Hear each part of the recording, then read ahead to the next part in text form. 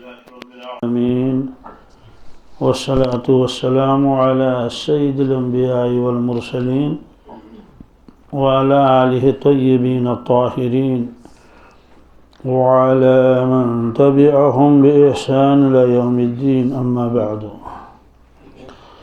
أعوذ بالله من الشيطان الرجيم بسم الله الرحمن الرحيم ولما دخلوا على يوسف آوى إليه أخاه قال إني أنا أخوك فلا تبتئس بما كانوا يعملون فلما جهزهم بجهازهم جعل السقاية في رحل أخيه ثم أذن مؤذن أيتها العير إنكم لسارقون قالوا وأقبلوا عليهم ماذا تفقدون قالوا نفقد صواع الملك ولمن جاء به حمل بعير وأنا به زعيم قالوا تالله لقد علمتم ما جئنا لنفسد في الأرض وما كنا سارقين قالوا فما جزاؤه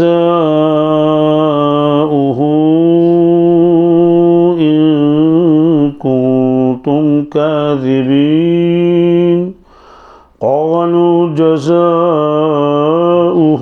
من وجد في رحله فهو جزاؤه كذلك نجزي الظالمين فبدأ بأوعيتهم قبل وعاء أخيه ثم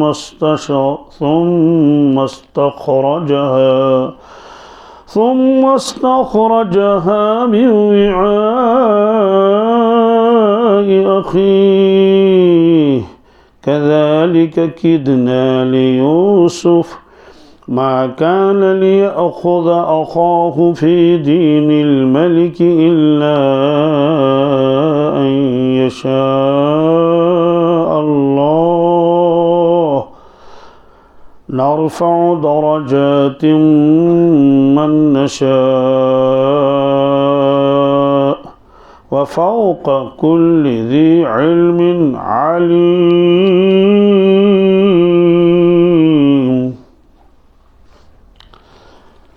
صدق اللہ العظیم۔ یہ آیت ہے 69ویں آیت سورہ یوسف کی۔ اس سے پہلے یہ آیا تھا کہ یوسف علیہ السلام کے بھائیوں نے جب اپنے والد صاحب کو بہت اصرار کیا کہ اب کی مرتبہ ہم اپنے چھوٹے بھائی بنیامین کو ساتھ لے لیں گے اور لینا ہی پڑے گا۔ ایک وجہ تو یہ ہے کہ ایک اونٹ اور آئے گا گلے کی بہت کمی ہے، قحط ہے۔ دوسری بات ہے کہ بادشاہ نے ہم سے کہا ہے کہ اگر تم نے اپنے چھوٹے بھائی کو ساتھ نہیں لایا تو کسی کو بھی غلہ نہیں ملے گا، واپس جانا پڑے گا خالی ہاتھ۔ تو یہ تو بہت پریشانی ہے، اتنی دور مسافت کے بعد پھر واپس آ جائیں گے خالی، اس لیے انہوں نے بہت اصرار کیا۔ تو بہرحال آخر میں حضرت یعقوب علیہ السلام اس کے لیے تیار ہو گئے اور کچھ ہدایات بھی دے دی، کس طرح جاؤ گے، کیا کرو گے، اور یہ بھی فرمایا کہ دیکھو بیٹو تم ایک دروازے سے داخل نہ ہونا، متفرق دروازوں سے داخل ہونا، دو دو کر کے تین تین کر کے پھر آگے جا کر مل جاؤ گے۔ اس کی ایک وجہ تو یہی لکھی ہے کہ ایک ساتھ جب تم ایک دروازے سے جاؤ گے، اس سے پہلے تم ایک مرتبہ گئے ہو اور بہت سارے لوگوں کو معلوم ہوا ہے کہ بادشاہ نے آپ کے ساتھ بہت ہی اکرام احترام کا معاملہ کیا ہے، تو لوگوں کی نظروں میں تو پہلے سے آ گئے ہو، اور اب جب ایک ساتھ جاؤ گے، پہلے مرتبہ جو گئے تو مسافروں کی طرح تھے، لیکن جب پھر وہاں معاملہ ہوا تب تو لوگوں کی نگاہوں میں آئے یہ کون لوگ ہیں۔ اب کی مرتبہ جاؤ گے تو ایک اور بائی لے کر جا رہے ہو تو 11 بائی ہیں، تو نظر لگ سکتی ہے، اس لیے ایسا کر لینا کہ آپ متفرق دروازوں سے داخل ہونا۔ گویا ایک اسباب اختیار کیا آپ نے، ایک بچاؤ۔ پھر آخر میں یہ بھی فرمایا کہ میں تو یہ کر سکتا ہوں، لیکن اس کی وجہ سے میں اللہ تعالیٰ کے کسی حکم سے آپ کو بچا نہیں سکتا، حکم تو اللہ ہی کا چلتا ہے اور اسی پر میں نے بھروسہ کیا ہے، اور تمام متوکلین کو اسی پر بھروسہ ہوتا ہے اور بھروسہ کرنا چاہیے۔ تو 2 چیزوں کا بیان اس میں ہے، ایک ہے اسباب اختیار کرنا، ایک ہے اللہ پر بھروسہ کرنا۔ اللہ پر سب بھروسہ کرنا، اس کو توکل کہتے ہیں۔ اللہ کے نبی صلی اللہ علیہ وسلم نے فرمایا توکل میرا سرمایہ ہے، اعتماد اللہ کے اوپر، اللہ پر بھروسہ۔ تو اور فرمایا کہ ہر مومن کو اللہ پر بھروسہ ہونا چاہیے۔ اسی کو دوسرے لفظوں میں تقدیر بھی کہتے ہیں، تقدیر کے اوپر ایمان ہونا چاہیے۔ اگر کوئی شخص تقدیر کا انکار کرے گا تو کافر ہو جائے گا، لیکن یہ عالم چونکہ دارالاسباب ہے، اللہ تعالیٰ کرتا ہے جو کچھ کرتا ہے تو اسباب کے دائرے میں کر لیتا ہے، لہذا بندہ مومن کے لیے حکم ہے کہ وہ اسباب بھی اختیار کرے اور بھروسہ رکھے اللہ کے اوپر۔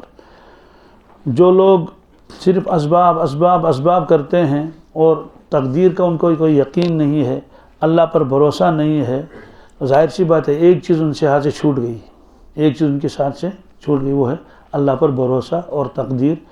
وہ صرف اسباب ہی کو سمجھتے ہیں کہ سب انہی میں رکھا ہے، تقدیر کا انکار کر لیتے ہیں۔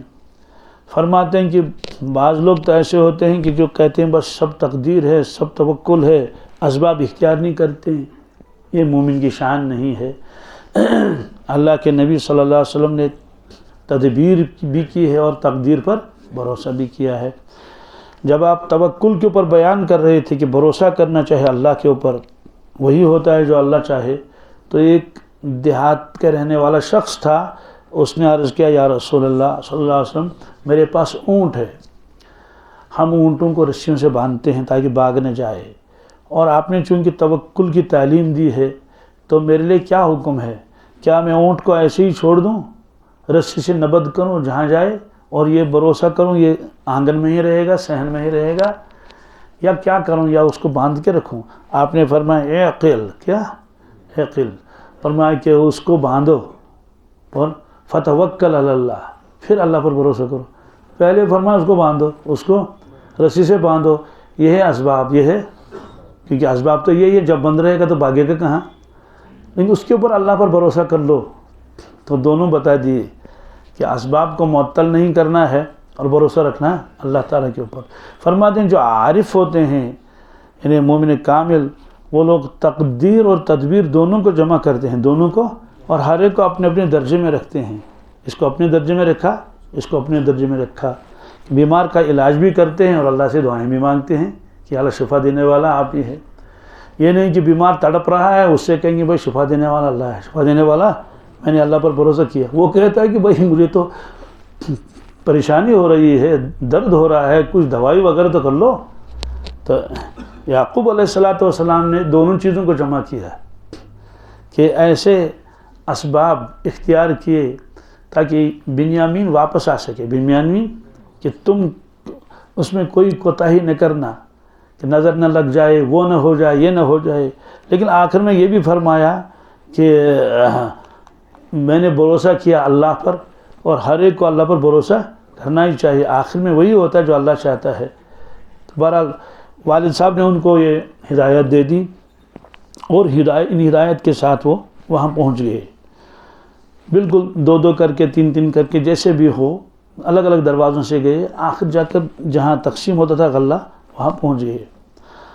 حضرت یوسف علیہ السلام نے چونکہ پہلے بتایا تھا کہ جو غیر ملکی یہاں آئیں گے غلہ لینے کے لیے تو مجھے اطلاع دیا کریں، اور چونکہ ایک مرتبہ ان کے بھائی آئے تھے تو اب کی مرتبہ ان کی وہ انتظار تھا، تو قارندوں نے کہا کہ حضرت وہ قافلہ آیا ہے کنعان سے، اور اس مرتبہ ان کا ایک بھائی علاوہ ہے، لیکن ساتھ میں یہ بھی کہا عجیب بات ہے کہ اس کی شکل آپ سے ملتی جلتی ہے آپ سے، تو لوگوں نے کہا کہ یہ تو اتفاقی بات ہے، دنیا میں بہت سارے لوگ ایسے ہوتے ہیں نا، کوئی ایک علاقے کا کوئی دوسرے علاقے کو ہوتا ہے تو شکل ملتی جلتی ہے۔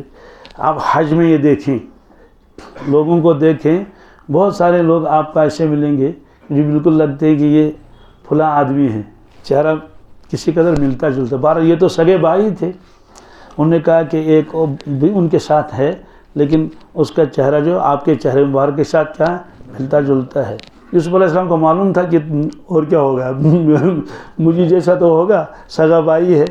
بہرحال حضرت نے فرمایا ان کو شاہی مہمان خانے میں لاؤ، شاہی مہمان خانے میں لایا تو ان کی دعوت کی گئی بڑے اکرام احترام کے ساتھ، اور یہ بھی فرمایا کہ یہ جو ہے دو بھائی ایک آمنے سامنے بیٹھے، دو جو ایک ہی ماں باپ کے ہیں، تو دونوں آخر چونکہ وہ 11 تھے تو ایک بچ گیا، ایک تو حضرت نے فرمایا کہ بھائی آپ کے پاس آپ کا بھائی، بنیامین سگل روئے کہ ان کو یوسف علیہ السلام یاد آئے کہ میرا بھائی بھی ہوتا تو ہم بھی ایک ساتھ کھا لیتے، تو یوسف علیہ السلام فرمایا کہ ان کے بھائیوں سے انہیں کہا تمہیں اعتراض تو نہیں ہے کیونکہ اس کا تب کوئی ساتھی ہے نہیں، اس کو ہمارے اپنے ساتھ بٹھا لیں کھانا کھلانے کے لیے، تو وہ حیران ہو گئے، کہنے لگے اس سے زیادہ ہمارے لیے کیا فخر ہو سکتا ہے کیا آپ ہمارے بھائی کو اپنے ساتھ کھانا کھلائیں۔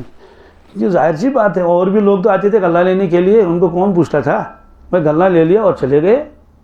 اسی طرح سے کنعان سے صرف یہی 11 بھائی آئے تھے کیا؟ نہیں، اور لوگ بھی تو آتے تھے، کنعان والے بہت آتے تھے، ان کو تو بس وہی ہے جیسے عام مسافر خانہ ہے اسی میں ٹھہرے، بھائی ان کو کھانا کھلا لو اور ان کا سامان تیار کر کے جس کو مرضی ہے جب آئے جب جائے، لیکن ان کو تو خاص طور سے اپنے محل میں ٹھہرایا گیا، کئی دن ان کو رکھا۔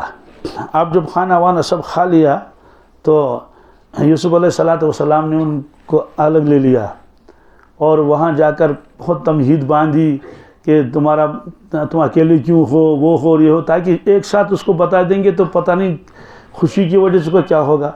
اس سے باتیں بھی پوچھنے لگے، اچھا پھر کون ہے، اچھا کس کے کتنے بچے ہیں، اور والد صاحب کیسے ہیں آپ کے، اور والدہ کیسی ہے، فلاں کیسے ہیں، ایسے کیسے، یہ سب پوچھیں، اور ہمسایوں کا پوچھا اچھا کیا کرتے ہو، یہ باتیں ساری اس کو معلوم کرا لیا۔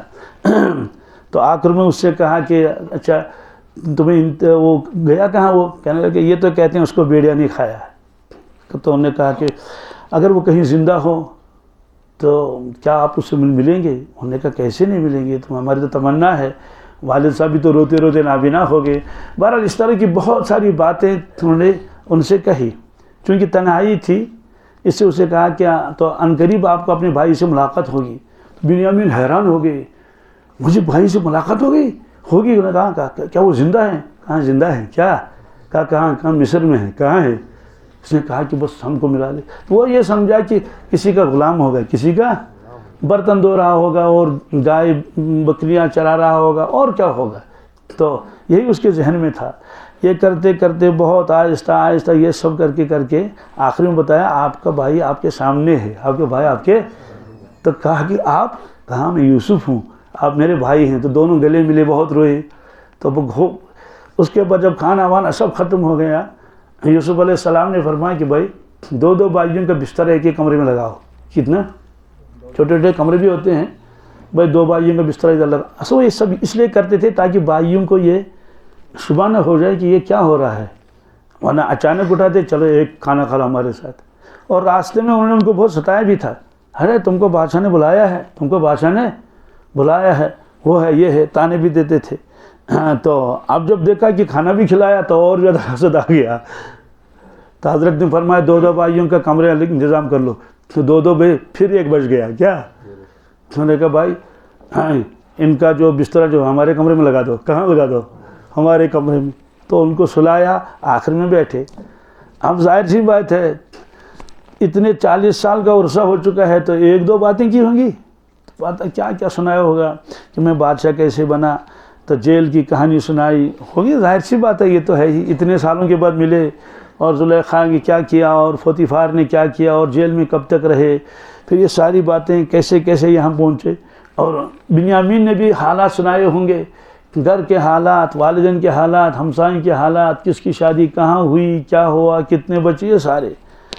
انہوں نے کہا اب مسئلہ یہ ہے، میں آپ کو روکنا چاہتا ہوں، میں آپ کو، لیکن اس کے لیے کیا تدبیر کریں؟ تو انہوں نے کہا ہاں میرا بھی جی چاہتا ہے میں واپس نہ جاؤں، میں واپس، لیکن مسئلہ تو والدین کا ہے، کس کا؟ یوسف علیہ السلام نے کہا کہ والد صاحب کو تو پہلے سے ہی غم ہے اور صدمہ ہے، اگر میں آپ کو روک لوں گا تو اور زیادہ صدمہ ہو جائے گا، ہونا ہی چاہیے کہ پہلے تو ایک ہی گیا تھا، اب تو دونوں گئے۔ کہا کہ لیکن میں آپ کو روکوں گا کیسے، اس کے لیے کیا تدبیر کریں؟ ہم تدبیر کچھ کر نہیں سکتے۔ تو بہت غور کیا، اللہ تعالیٰ فرماتے ہیں کہ ہم نے یوسف علیہ السلام کو سمجھا دیا کہ ایسا کر لو، کیا کر لو، ایسا کر لو، ایک تدبیر کر لو، کیا کر لو، ایک تدبیر۔ تو انہوں نے کہا کہ دیکھو ہم تدبیر کریں گے، تدبیر یہ کہ ہم آپ کو روک لیں گے۔ اب یہاں لکھا ہوا نہیں ہے تفاسیر میں بھی کہ یوسف علیہ السلام نے ان کو پہلے سے بتایا کہ دیکھو ہم یہ تدبیر کریں گے آپ کو روکنے کے لیے، یا اس سے کہا صرف ہم کوئی تدبیر کریں گے، کوئی تدبیر کریں گے پھر دیکھیں گے۔ اب جب غلہ واللہ انہیں رکھ دیا اور چل دیا قافلہ، بنیامین کہہ رہے ہیں کہ وہ تدبیر کہاں گئی، کیونکہ ہم تو جا رہے ہیں، ایک منزل تک چلے، نہیں بہت دور تک چلے گئے تھے، وہ پیچھے مڑ کے دیکھ رہا تھا تھوڑی دیر کے بعد کہ کیا ہوگا، کیونکہ اس کو یہ معلوم نہیں تھا کہ ماجرا کیا ہے، تو بھلا ماجرا کیا ہوگا پھر وہ اس میں ہے۔ تو یوسف علیہ السلام کے پاس آئے، وَلَمَّا دَخَلُوا عَلَى یوسف، جب وہ سارے بھائی یوسف علیہ السلام کے پاس آئے، قرآن پاک کے ظاہر سی باتیں تفصیل نہیں بتاتا، تفصیل قرآن پاک تو صرف اسی جز کو نقل کرتا ہے جو جز اہم ہو، جتنا ضروری، اور درمیان والا تو سب سننے والا سمجھتا ہی ہے۔ وَلَمَّا دَخَلُوا عَلَى یوسف، جب وہ سارے بھائی آئے اور انہیں ملاقات کی یوسف علیہ السلام کے ساتھ، آوَا إِلَيْهِ أَخَاهُ، اس نے اپنے بھائی کو اپنے پاس بٹھایا، اتارا اپنے پاس، وہی یہ کر کے کہ کھانا وہ کرو یہ کرو۔ تو قال، یوسف علیہ السلام فرمائے انی انا اخوک، کہنے لگے بنیامین میں تمہارا اپنا بھائی ہوں، میں تمہارا اپنا سگا، میں یوسف ہوں، فلا تبتئس، لہذا اب غم مت کر، بما کانوا یعملون، جو کچھ معاملہ انہوں نے آپ کے ساتھ کیا اتنے سالوں میں، اور راستے میں تینے بھی دے دیے کیا کیا کیا، اور جو کچھ میرے ساتھ بھی معاملہ ہوا، تو اب ان چیزوں کا غم مت کرو، غم دور ہو گئے، ختم ہو گئے، بات تو ہو گئی۔ اب یوسف علیہ السلام نے ان لوگوں سے کہا جو وہاں یہ غلہ دیتے تھے، ان سے کہا کہ ان کا بورا، ہر ایک کا بورا الگ الگ تھا، بورے دو دو بورے کتنے تھے، اونٹ الگ الگ تھے 11 بھائیوں کے، کیا یہ جو فلاں کا اونٹ ہے بنیامین کا، اس کا جو غلے کی جو بوری ہے اس میں یہ پیالہ رکھ لینا، اس میں یہ پیالہ رکھ لینا۔ اب وہ پیالہ کون سا تھا، تو پیالے کی زیادہ تفصیل تو نہیں ہے، بعض حضرات فرماتے ہیں کہ اصل میں وہ باورچی خانہ، مہمان خانے کا پیالہ تھا، کس کا، اور وہ بڑا قیمتی پیالہ تھا، اس میں یوسف علیہ السلام پانی پی لیتے تھے۔ تو باورچی خانہ ہوتا تھا اندر والا، اس میں غلام اور وہ سب کام کرتے رہتے تھے۔ دوسرا یہ کہ نہیں، جس سے غلہ مانگتے تھے کیا، وہ بھی بڑا قیمتی تھا۔ سوال وہ بڑا قیمتی کیوں تھا؟ وہ بڑا قیمتی اس لیے تھا کہ یوسف علیہ السلام غلے کا احترام کرتے تھے، کیا کرتے تھے، اکرام کرتے تھے رزق کا، اس نے انہوں نے کہا کہ نہیں قیمتی پیالہ اس کے لیے ہونا چاہیے، کیا قیمتی پیالہ، معمولی درجے کا پیالہ نہیں۔ اس سے معلوم ہے کہ رزق کی قدر کرنی چاہیے۔ اللہ کے نبی صلی اللہ علیہ وسلم جتنا رزق کا احترام کرتے تھے، کائنات میں شاید ہی کوئی اتنا احترام کر سکے۔ جب تناول فرماتے تھے تو بہت ہی عاجزی اور انکساری کے ساتھ، کبھی اکڑوں بیٹھتے تھے، کبھی عطیات میں بیٹھتے تھے۔ آپ نے خود فرمایا انا آکل کما یاکل العبد، میں ایسے کھاتا ہوں جیسے غلام کھاتا ہے، یعنی بادشاہوں کی طرح نہیں، غرور کے ساتھ اور تکبر کے ساتھ، اور نہیں جیسے غلام، تو غلام جیسے لیتا اپنا روٹی لیتا، اور بس ایسے عاجزی کے ساتھ۔ پھر پیالہ پلیٹ صاف بھی کرتے تھے رسول اللہ صلی اللہ علیہ وسلم، مکمل اس میں کچھ بھی لگا ہوا نہیں رہتا تھا۔ ہاں، آپ نے یہ بھی فرمایا کہ جو پیالہ پلیٹ صاف کرے گا برتن، تو یہ برتن اس کو دعا دیتا ہے، برتن اس کو یہ ترمذی شریف کی روایت ہے. وہ دعا کیا ہے؟ آتقک اللہ من النار کما آتقتنی من الشیطان. اے کھانے والے اور اے برتن صاف کرنے والے، اللہ تعالیٰ آپ کو دوزخ کی آگ سے بچائے جیسے آپ نے مجھے شیطان سے بچایا. شیطان سے اس سے معلوم ہوا کہ جب برتن صاف نہیں ہوتا ہے ایسے رکھتے ہیں تو شیطان اس کو چاٹتا ہے. تو وہ برتن بھی یہ نہیں چاہتا ہے کہ شیطان مجھے چاٹے.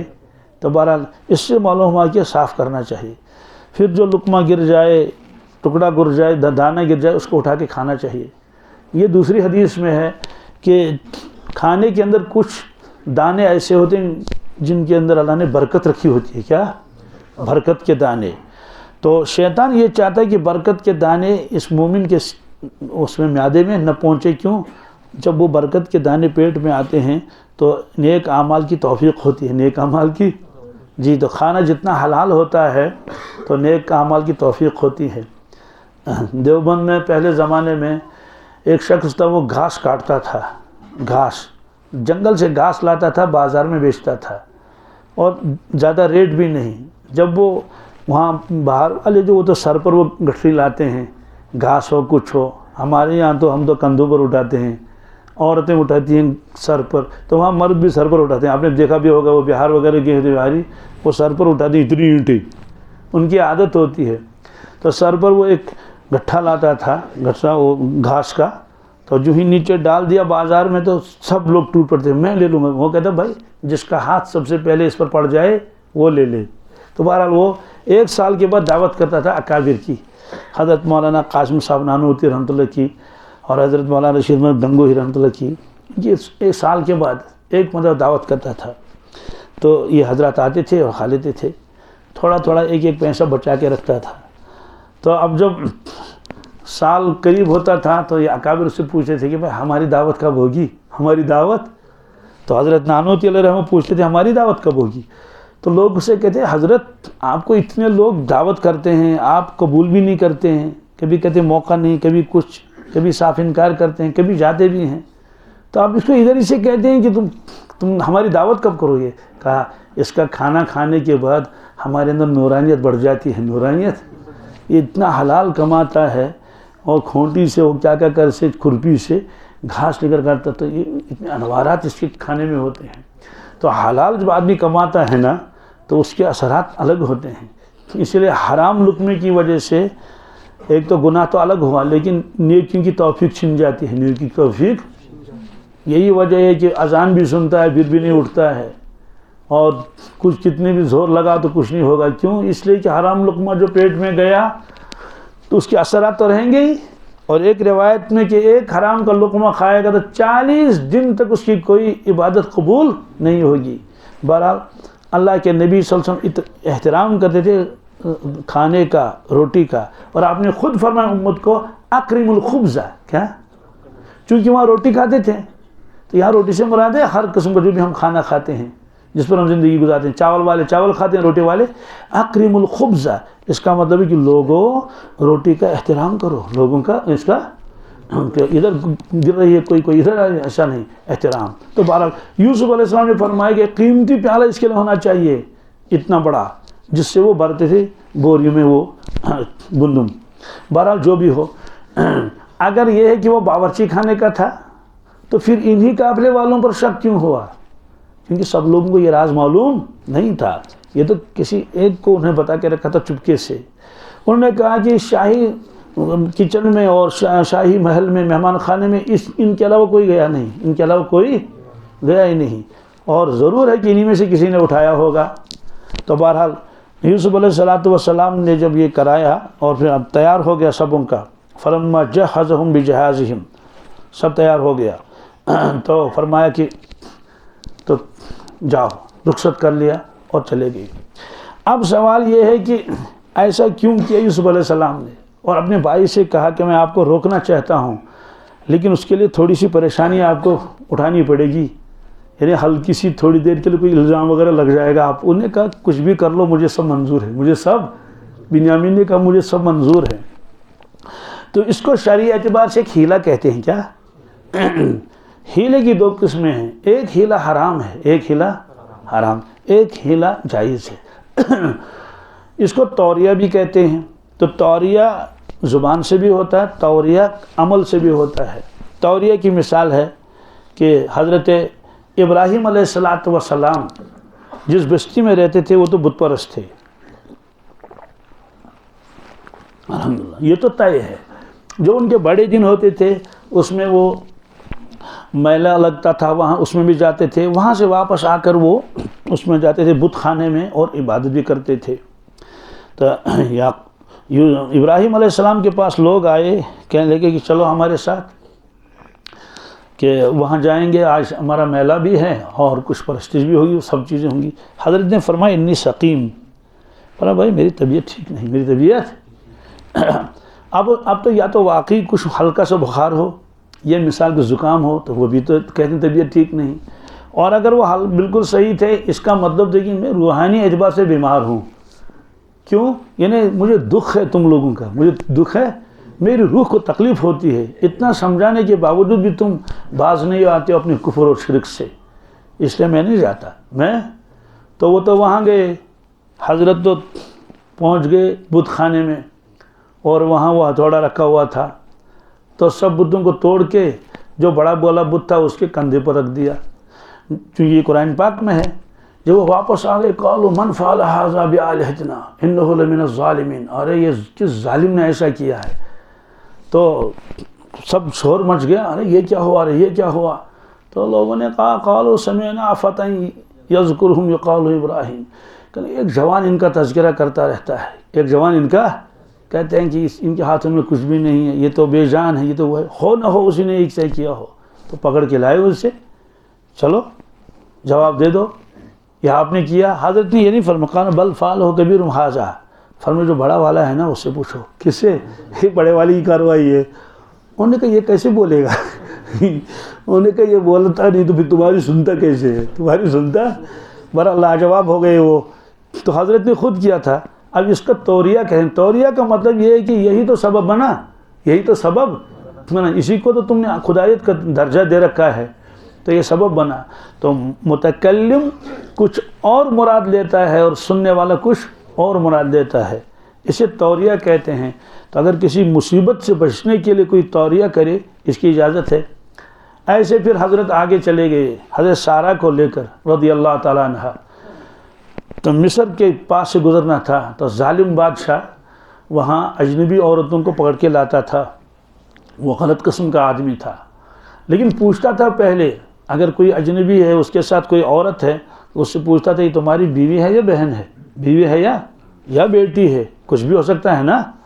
تو اگر کوئی کہے گا یہ بیوی ہے تو اس کو اٹھا کے لے جاتے تھے سپاہی اس کے، اگر کوئی کہے یہ بہن ہے تو چھوڑ دیتے تھے۔ تو بادشاہ کے سپاہی آئے ابراہیم علیہ السلام سے کہنے لگے آپ کی بھی کون ہے آپ کے ساتھ؟ انہوں نے کہا حاضہ اختی، حاجی اختی، حاجی یہ میری بہن ہے، یہ میری۔ تو انہوں نے کہا چلو ٹھیک ہے ہم بہن کو، لیکن پھر بھی بادشاہ نے کہا نہیں اس کو پکڑ کے لاؤ، اللہ نے ان کو حسن جمال عطا فرمایا تھا۔ تو سوال ہے کہ وہ تو اہلیہ تھی، کہتے ہیں اہلیہ بھی تھی تو چچیری بہن بھی تو تھی کیا؟ تو ظاہر سی بات ہے اگر ایک آدمی کی اہلیہ ہے اور وہ چچیری بہن بھی تو بہن بھی تو ہے نا، تو خالہ زاد بہن بھی ہو سکتی ہے، چچیری بہن بھی ہو سکتی ہے، ماموں زاد بہن بھی ہو سکتی ہے، شرعی اعتبار سے بہن ہے۔ اور اگر کوئی بالکل رشتے کی بہن نہ ہو تب بھی انما المؤمنون اخوہ، کائنات کے سارے بھائی بہن آپس میں کیا ہیں؟ یہ بھائی ہیں، تو وہ بھائی ہی بہنیں ہیں۔ خلاصہ یہ ہے کہ اس بادشاہ کے ظلم سے بچنے کے لیے حضرت نے ایک ایسا کلام کیا جو سچ تھا، کیا تھا؟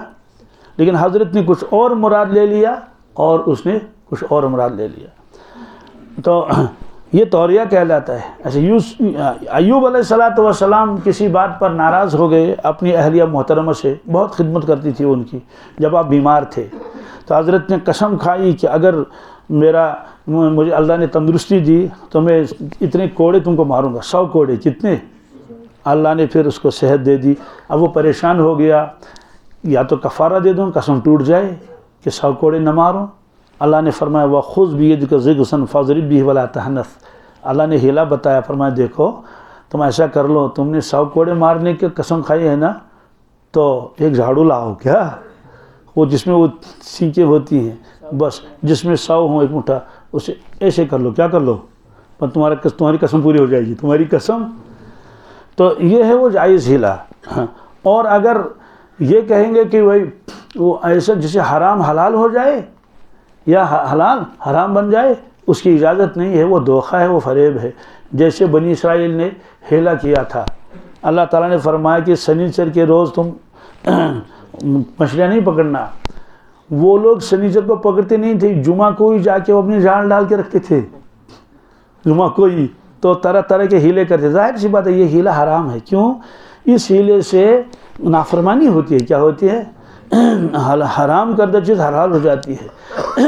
ایسے کتابوں میں لکھا ہے ایک شخص کو اب زکوٰۃ دینی ہے. کیا دینی ہے؟ اس کے بعد بہت پیسے ہیں. اس نے وہ زکوٰۃ کے پیسے بیوی کو ہبہ کر دیے. کہتے ہیں یہ تمہارے ہیں. کیا؟ آخری مہینے میں، جس میں 11ویں مہینے میں. کہتے بس اب میرے پاس تو کچھ رہا نہیں، اب میرے پاس کچھ. جب مہینہ چلا گیا بس اس کے بعد اسے کہتے ہیں آپ واپس دے دو. کیا دے دو؟ یہ ہیلا ہے اس سے بچنے کا. کس کا؟ زکوٰۃ سے. تو یہ حرام ہے. کیا ہے؟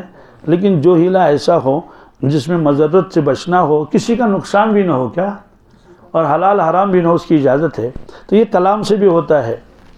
انگریز نے وارنٹ نکالا تھا، گرفتاری کا آرڈر، حضرت مولانا قاسم صاحب نانوتوی رحمۃ اللہ کے نام.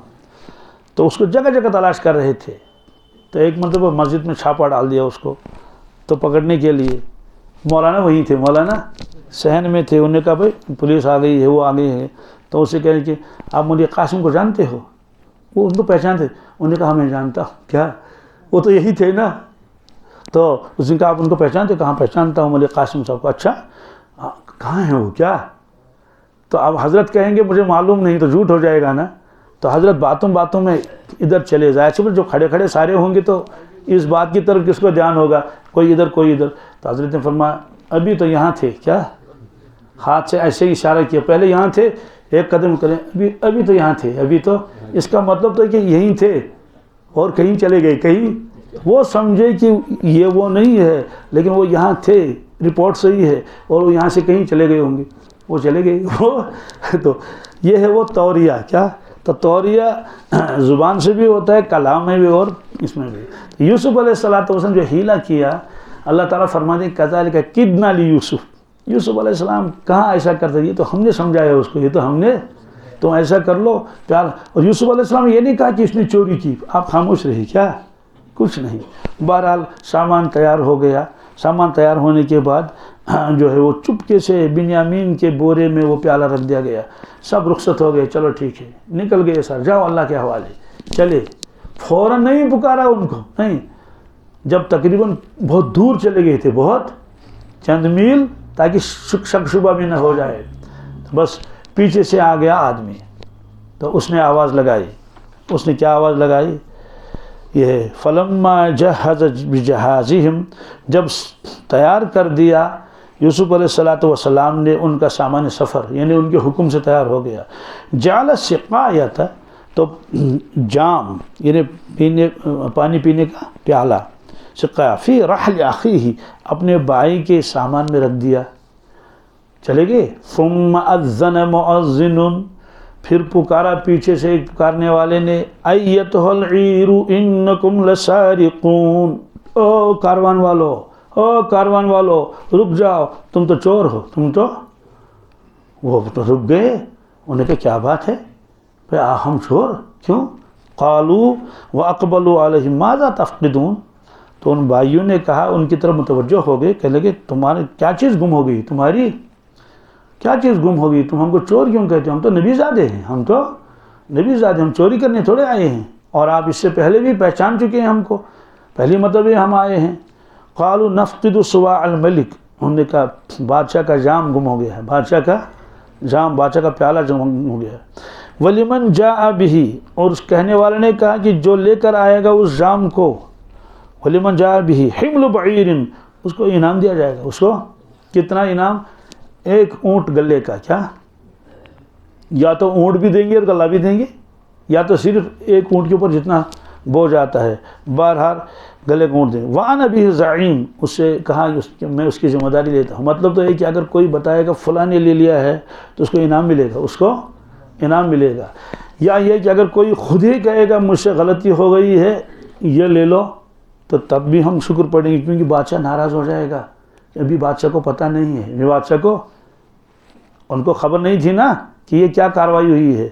بہرحال تو وہاں نبی ذہیم قالوا تاللہ، کیا انہیں قسم، خدا کی قسم، خدا کی، لقد علمتم ما جینا، آپ جانتے ہیں ہم نہیں آئے ہیں یہاں لنفسد فی الارض، کہ ہم فساد کریں زمین میں اور چوری کریں، لوگوں کا حق دبائیں، ہم نہیں آتے. تاللہ کہا، کیا؟ اللہ کی قسم. اہل عرب تاللہ بھی کہتے ہیں، باللہ بھی کہتے ہیں، واللہ بھی کہتے ہیں. برصغیر والے دو کہتے ہیں، واللہ اور باللہ. کہتے ہیں واللہ میں نے ایسا نہیں کہا، باللہ میں نے ایسے نہیں کہا. تاللہ نہیں کہتے ہیں، لیکن اہل عرب تاللہ بھی کہتے ہیں.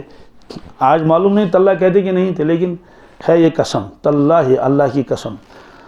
لقد علمتم، آپ جانتے ہیں، ما جینا، ہم نہیں آئے لنفسد فی الارض، کہ زمین میں ہم فساد مچائے، وما کننا سارقین، اور ہم چور نہیں، ہم چوریاں نہیں کرتے. انہوں نے کہا نہیں، واپس آنا پڑے گا. کیا؟ تو اس منزل سے واپس لایا گیا، اور یا تو بالکل بادشاہ کے سامنے ان کو لایا گیا، قافلے والوں کو کہا کہ بھائی سامان کھولو. سامان تو سب کو ان لوڈ کر لیا، اور جو تھا ایک ایک کر کے. تو قرآن پاک نے فرمایا کہ جب ان کو لایا گیا تو ان سے بتایا گیا، انہوں نے کہا ہم چور نہیں. قالوا فما جزاؤہ، کہنے لگے بتاؤ اس چوری کی سزا کیا ہے. ان کنتم کاذبین، اگر تم جھوٹے نکلے، یعنی تم کہتے ہو ہم چور نہیں ہیں، اور اگر نکلے تو بتاؤ سزا کیا ہے، تم بتاؤ. فرماتے ہیں قالوا جزاؤہ من وجد فی رحلہ فہو جزاؤہ، انہوں نے کہا اس شخص کی سزا یہ ہے جس کے سامان میں وہ جام ملے، وہ خود اس کی سزا ہے. یعنی اس کو بند کر دیا جائے 1 سال کے لیے. کس کے لیے؟ 1 سال کے لیے اس کو غلام بنایا جائے. یہ ہمارے اس میں ہے، شریعت میں. تو ابراہیم علیہ السلام کی شریعت میں یہی تھا کہ اگر کوئی چوری کرے گا، کیا کرے گا؟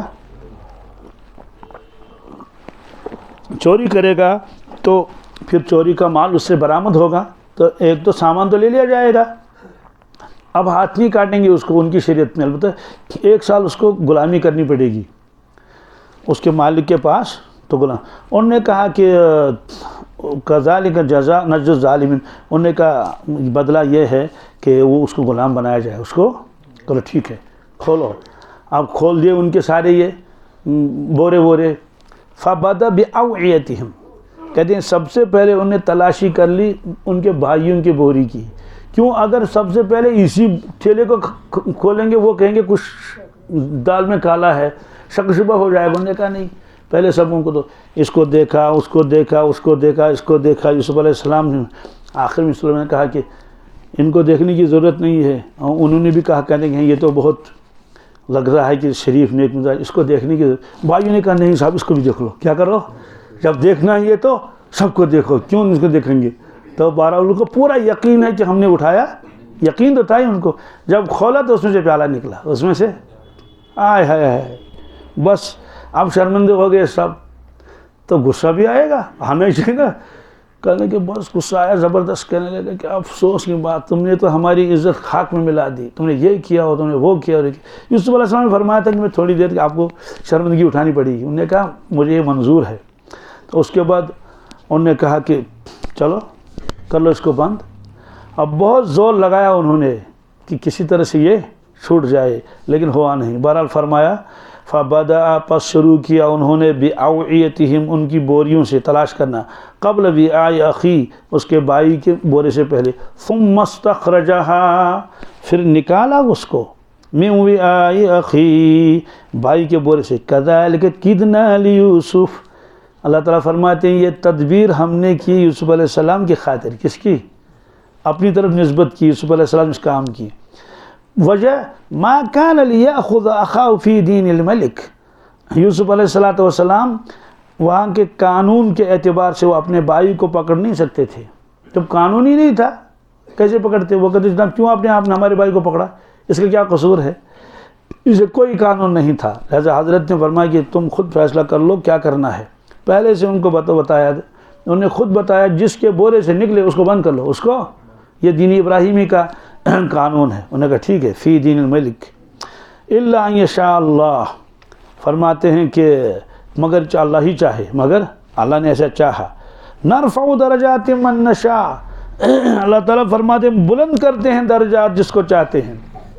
مطلب تو یہ کہ یوسف علیہ السلام کی درجات کو ہم نے بلند کیا اس کے بھائیوں کے مقابلے میں. من نشا جس کو چاہیں وفوق کل ذی علم علیم. اللہ اکبر. اللہ تعالیٰ فرماتے ہیں ہر علم والے کے اوپر علم والا ہے. ہر علم والے کے اوپر یعنی علم کی کوئی انتہا نہیں. علم کی کوئی انتہا نہیں ہے. ہر علم والے کے اوپر اور ایک علم والا ہے. ہر علم والے کے اوپر اور ایک علم والا ہے اور اپنے علم سے فیصلے کرتے ہیں. تو یوسف علیہ السلام کو اللہ نے اس وقت یہ علم دے دیا جس کی وجہ سے تم اپنے بھائی کو اپنے پاس رکھ سکے. اب سوال ہے کہ جب ہر علم والے کے اوپر علم والا ہے, ہر علم والے کے اوپر علم والا ہے, تو یہ آخری سلسلہ کہاں رکے گا؟ کہ سب سے اونچا سب سے آخر والا علم ہے اللہ تبارک تعالیٰ کا, کہ مخلوق کا علم اس کا مقابلہ نہیں کر سکتے. علم کے بارے میں ارشاد فرمایا حضرت رسول اللہ صلی اللہ علیہ وسلم نے فرمایا اوتیت علم الاولین والآخرین. جتنے لوگ آج تک دنیا میں آئے یعنی اللہ کے نبی کے زمانے میں, انبیاء علیہ الصلوۃ والسلام اور اللہ کے نیک بندے اور سارے علوم, کہتے ہیں وہ علوم اللہ نے مجھے دے دیے. اوت علم الاولین والآخرین, آخرین کے معنی قیامت تک جتنے بھی لوگ آئیں گے ان کا علم بھی اللہ نے مجھے عطا فرمایا, سارا علم. اس کے بعد اتنا ہی نہیں بلکہ اس سے اور زیادہ علم اللہ تعالیٰ نے ان کو عطا فرمایا تھا. تو کائنات میں تو ایک تو اللہ تعالیٰ کا علم ہے, ظاہر سے وہ تو خالق و مالک ہے, لیکن مخلوق میں سب سے زیادہ علم عطا فرمایا کس کو؟ حضرت نبی اکرم صلی اللہ علیہ وسلم کو. تو یہاں یہ فرمایا کہ یوسف علیہ السلام کو ہم ہی نے علم دیا تھا, ہم ہی نے ان کو سمجھایا تھا. ایک تو بادشاہ کے اوپر الزام نہ لگے کیا, ارے بادشاہ کیسا بادشاہ, اس نے ظلم کیا, کھانا بھی کھلایا, ادھر سے اتنا اکرام احترام کیا, آپ ہمارے بھائی کو بلا وجہ پکڑ رکھے ہیں. تو اس لیے اللہ تعالیٰ نے فرمایا ہم نے ایسی کارروائی کی کہ وہ یوسف علیہ السلام پر کوئی الزام نہ لگا سکے, اور انہوں نے خود کہا کہ ہاں ہم نے زبان سے کہا ہے. اب آگے کیا ہوا اس کی آیتیں آگے آ رہی ہیں. اللہم لک الحمد کلہ ولک الشکر کلہ.